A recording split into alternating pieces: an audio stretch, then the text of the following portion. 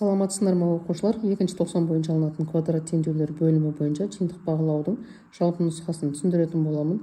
Оқушылар егер қажет болса каналымда басқа да нұсқалары және осы алгебра пәнінен бөлек физика, геометрия пәндерінің БЖБ және ТЖБ талдау сабақтары бар. Каналға өтіп қажетті сабақтарды қарасаңдар болады. Оқушылар жалпы 4 тапсырма беріледі және жалпы балл саны 15-ке тең.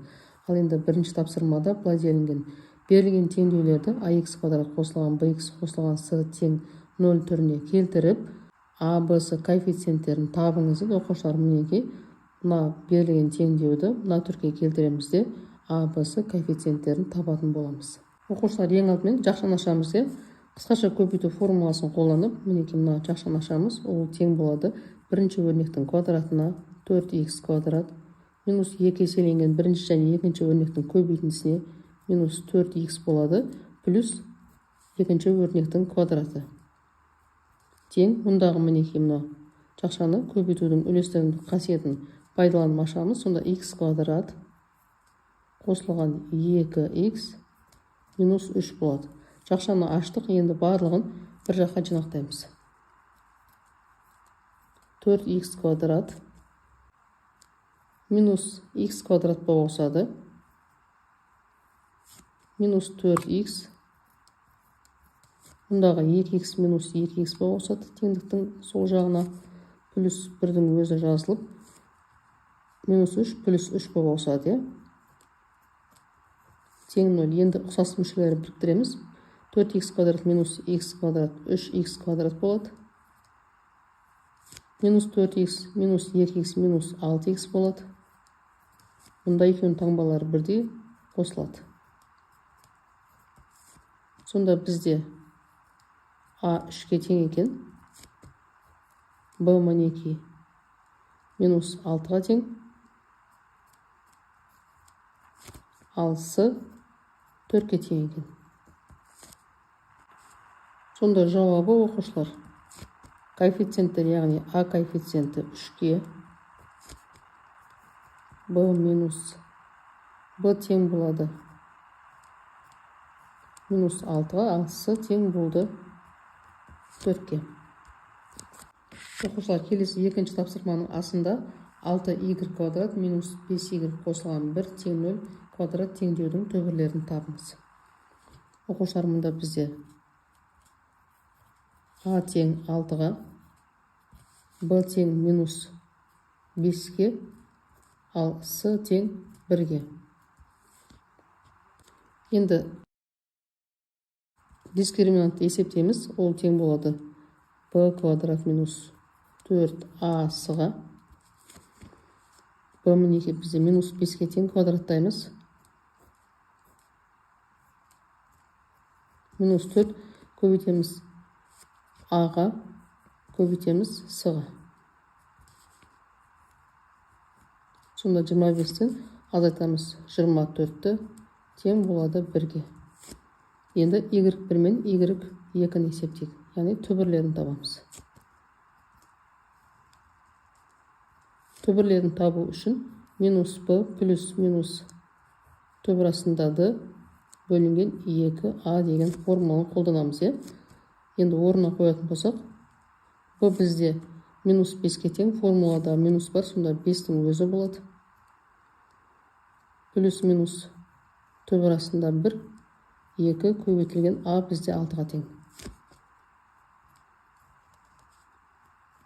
5 плюс минус 1 түбір астынан 1 болып шығады. 2-ні көбейтеміз 6-ға, 12 болады. Енді 5-ке қосамыз 1-ді 6 болады. 6-ны бөлеміз 12-ке, 2-ге қысқарып 2-ден 1 болады.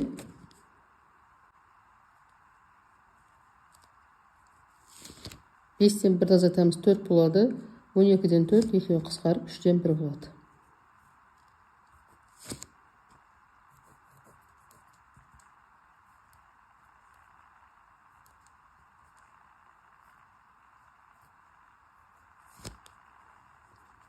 Екінші тапсырманың бісінде оқушылар k-ның қандай мәндерінде kx квадрат қосылған 8x қосылған k тең 0 теңдеуінің 1/2 түбірі болады, яғни x1 мен x2 қандай жағдайда бірдей болатынын есептейміз.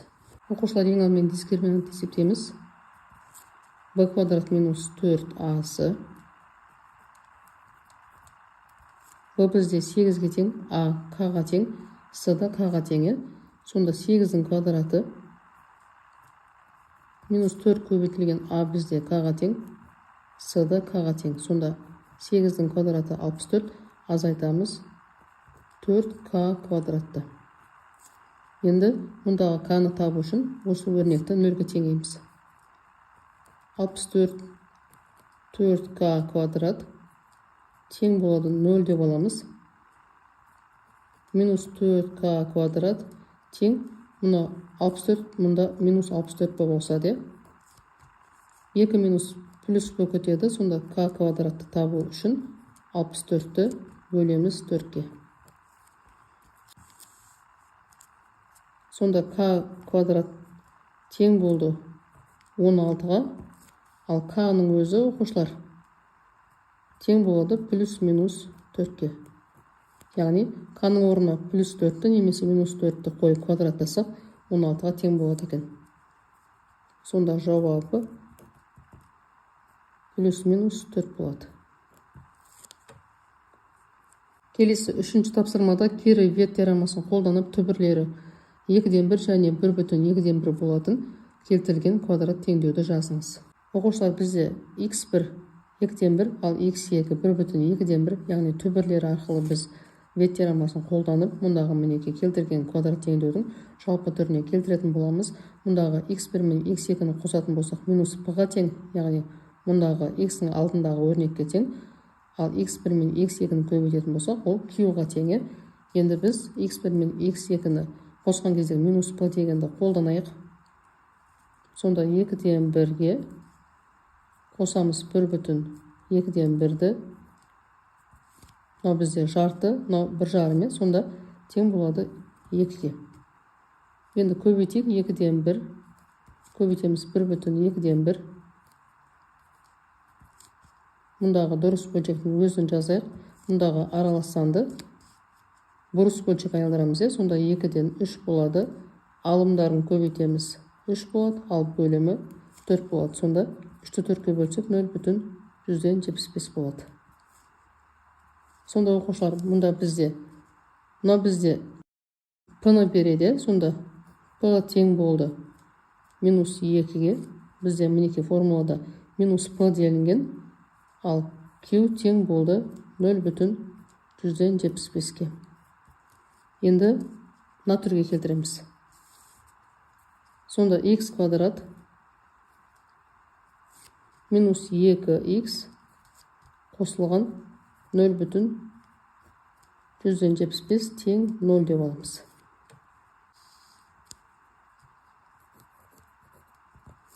Жауабы мінеке осы оқушылар, x квадрат минус 2x плюс 0,175 тең болады 0-ге. Оқушылар, соңғы тапсырмасы тіктөртбұрыш тәрізді жер учаскесінің ауданы мінеке осындай метр квадратқа тең. Тапсырмасында x квадрат минус 13x қосылған 42 тең x қосылған a көбейтілген x қосылған b болса, онда a және b мәндерін табыңыз. Егер тіктөртбұрыштың ұзындығы x қосылған a метр, ал ені x қосылған b метр болса, онда анықталған a және b мәндерін қолданып жер учаскесінің периметрін өрнектеңіз. Оқушылар, ең алдымен берілген квадрат үшмүшенің түбірлерін тауып, мұндағы квадрат үшмүшенің көбейткіштерге жіктеу деген формуланы қолданып, a мен b-ны анықтайтын боламыз. Ең алдымен дискриминантты табамыз.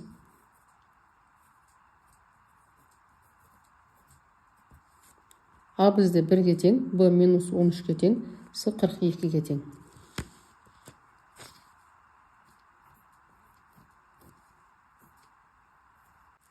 Минус 13-ті квадраттаймыз. Минус 4 көбейтілген 1 көбейтілген 42. 13-тің квадраты 169. 4-ті көбейтеміз 42-ге. 168 болады. Минус таңбасы бар, минус 168.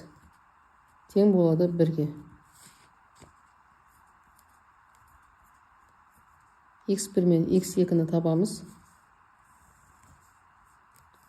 Минус b плюс минус түбір астында d бөлінген 2a. Бізде b минус 13-ке тең, формулада минус таңбасы бар. 13 болады, плюс минус түбір астында 1, 2-ні көбейтеміз 1-ге. Сонда тең болады. 13 плюс минус 1 бізде түбір астынан 1 болып шығады, 2. Сонда 13-ке 1-ді қосамыз 14, 2-ке бөлеміз 7. 13-тен 1-ді азайтамыз 12, 2-ке бөлеміз 6 болады. Енді мына формулаға салайық. Сонда x квадрат минус 13x қосылған 42 тең болады. Аның орнына 1, 10 жазбай қойсақ болады. Сонда x азайтылған 7, x азайтылған 6. Оқушылар, мұнда бізде былай берілген. X қосылған a, x қосылған b болса деп тұр. Сонда x қосылған минус 7, x қосылған минус 6 деп аламыз. Сонда бізде a тең болды минус 7-ге, ал b тең болды минус 6-ға.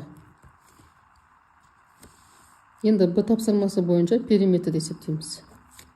Жалпы периметрді табу үшін ұзындығы мен енін қосып 2-ке көбейтеміз, немесе сразу жақшаны ашып жазсақ болады. 2a қосылған 2b деп. 2-ні көбейтеміз. a бізде x қосылған a метрге тең. Аның орнына 1 есе минус 7-ні жазамыз. Қосамыз 2. b бізде 2 қосылған x қосылған b-ға тең. x қосылған b, b-ның орнына минус 6-ны қоямыз.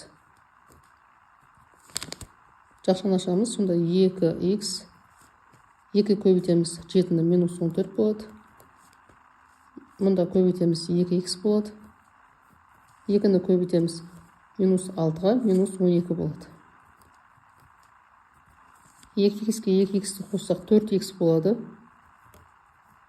Мұнда минус 14, минус 12, минус 26 болады. Сонда оқушылар, жауабы периметр тең болды 4x минус 26-ға. Оқушылар, мұнда да мына бізде жауабы. Түсінікті. Оқушылар, егер түсінбеген сұрақтарым болса, пікірге жазып қалдырсаңдар болады. Сау болыңдар.